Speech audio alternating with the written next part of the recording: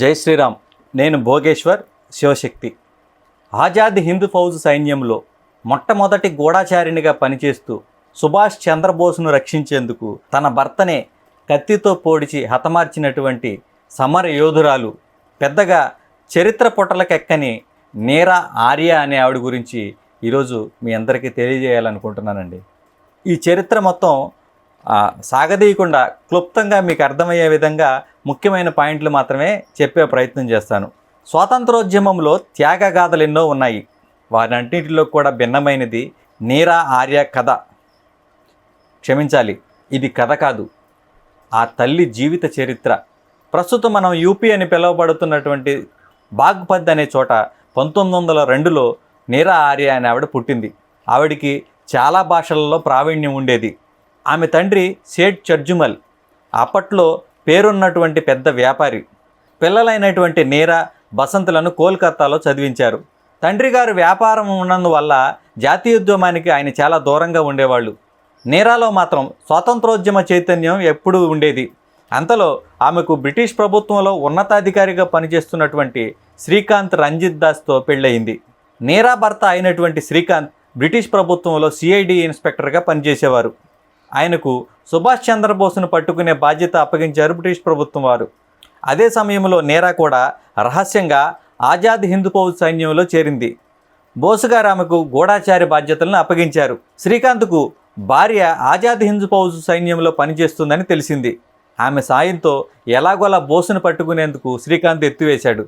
ఒకసారి ఆమె బోసు గారి వద్దకు వెళుతుందన్న సంగతి గుర్తించిన శ్రీకాంత్ ఆమె వెనకాలే ఫాలో అయ్యాడు. సుభాష్ చంద్రబోస్ గారిని చూడగానే శ్రీకాంత్ ఆయనపై కాల్పులు జరిపాడు. బోస్ మాత్రం త్రుటిలో తప్పించుకున్నారు. ఒక్క క్షణం అయోమయానికి గురైనటువంటి నీరా వెంటనే తేరుకుని తన దగ్గర ఉన్నటువంటి కత్తితో తన భర్తను పొడిచి చంపేసింది. తరువాత నీరాను అరెస్ట్ చేసినటువంటి బ్రిటిష్ ప్రభుత్వం విచారించిన తరువాత ఆమెకు జీవిత ఖైదు విధించడం జరిగింది. జైలులోనూ ఆమెకు దారుణమైనటువంటి అనుభవాలు ఎదురయ్యాయి. గొలుసులతో బంధించి ఒకటి చీకటి గదిలో ఉంచేవారు. జైలు అధికారులే ఒకరోజు గొలుసులు తెంపించారు. ఈ గొలుసులు తెంపే క్రమంలో సుత్తితో గట్టిగా కొట్టడం వల్ల ఆమె కాలుకి గట్టిగా ఆ దెబ్బ తగిలింది. బాధతో ఆ కోపంలో ఏం చేసిందంటే ఆ సుత్తితో కొట్టిన వాడిని తిట్టింది. ఇంతలో జైలర్ దూసుకుంటూ వచ్చి, బోస్ ఎక్కడున్నాడో చెప్పు, నిన్ను కూడా విడిచిపెడతామంటూ జుట్టు పట్టుకుని ఈడ్చుకుంటూ లాక్కొచ్చాడు. ఇంత జరిగిన ఆ శివంగి ఏమన్నదో తెలుసా? సుభాష్ చంద్రబోస్ నా గుండెల్లో ఉన్నాడంటూ బదులిచ్చింది. అయితే ఆ గుండెలను చీల్చి బయటకు లాగుతా చూడు అంటూ అసభ్యంగా ప్రవర్తించాడు ఆ జైలరు. చెట్టు కొమ్మలను కత్తిరించేటువంటి కత్తిని తీసుకొచ్చి ఆమె వక్షోజాలను కత్తిరించండి అని ఆదేశించాడు. వెంటనే శిక్ష అమలు చేయబడింది.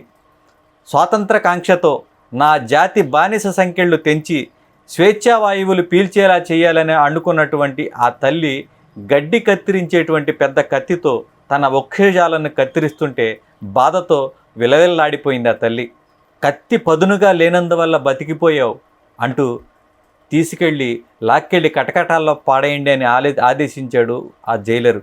అలా స్వాతంత్రం కోసం ఎన్నో కష్టాలను అనుభవిస్తూ స్వాతంత్రం వచ్చే వరకు కూడా ఆమె జైల్లోనే ఉండవలసి వచ్చింది.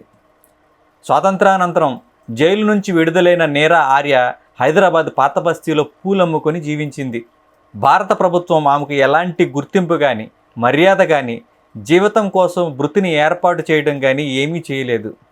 ఆమె కూడా ప్రభుత్వం నుంచి ఎలాంటిది ఆశించలేదు. అలాగే నిరాడంబరంగా జీవిస్తూ 1998లో హైదరాబాదులోనే కన్నుమూసింది ఆ మహాతల్లి నీరా ఆర్య. ఇలాంటి వీరనారీ గాథలు చదివి కదా మన పిల్లలు దేశభక్తులుగా తయారవుతారు.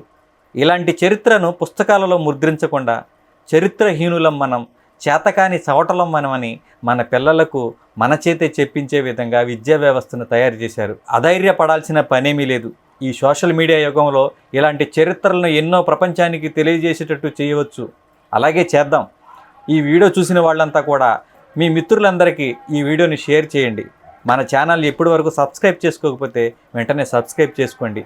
మీరు అలా చేస్తే మేము మరింత ఉత్సాహంతో మరిన్ని వీడియోలు చేసి మీకు అందించే ప్రయత్నం చేస్తాం. జై శ్రీరామ్. భారత్ మాతాకి జై.